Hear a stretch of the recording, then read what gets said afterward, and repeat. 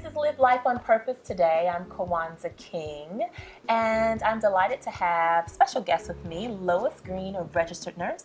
And today we're going to be talking about the quality of life and the quality of your health.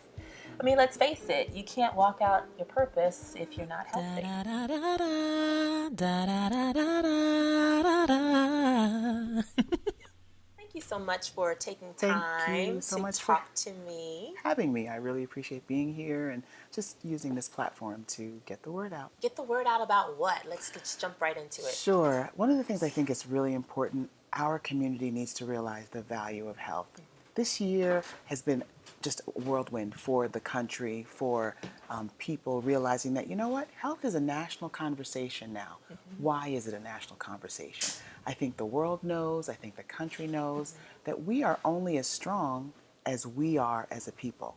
So that we have to be physically, mentally, emotionally healthy in order to be the best that we can be. You talked about community. Let's just use women as our community for Sure. foundation.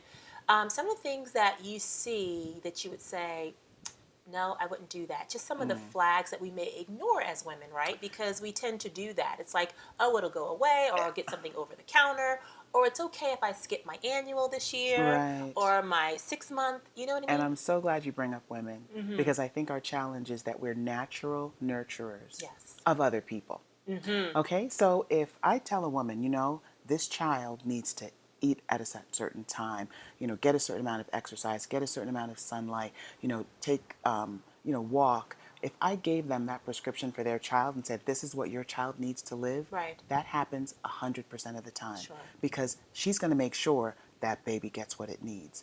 As women, we often neglect ourselves, where we're so busy taking care of the husband, taking care of the children, the house, the laundry, everything else, except for tuning in and realizing, what do I need to maintain me? What do I? So I think the one thing I would say is that you've got to be a strong person to be able to care for the family, to be Right. able to, provide the way that we like to. And if you're not taking care of yourself, and I say this to myself and other women that I know, if you're not taking care of yourself, you're not going to be able to take care of anyone else. Correct. You know.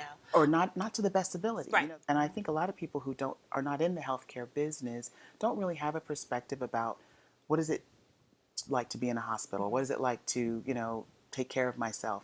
And I really came from a culture of people who were like, you know what, I'm not sick, and so I don't have to see a doctor until I get sick. Yeah. And I think that can damage us. I think that we need to realize that there are health professions and there's information that we need to see, that we need to seek along our journey that can help us be well. Yeah. That sometimes you need to see your doctor because a lot of people in our community have chronic health conditions but don't realize it. They don't get their blood pressure checked, don't get their blood sugar checked. And these are not things that are necessarily overt, but once you get them checked, there's a way to manage those things. So I would say to develop a relationship with a health professional is really, really important. I'm a nurse, so nurse practitioners are now practicing independently, a good physician, somebody that you really trust to give you information on how can I stay healthier? How can I, be a better person? I have this symptom. Is that normal? Really becoming a study of yourself is really important. Click on part 2 for more of my discussion with registered nurse Lois Greene. You can have one disease and need to see 5 or 6 different professionals to manage yourself.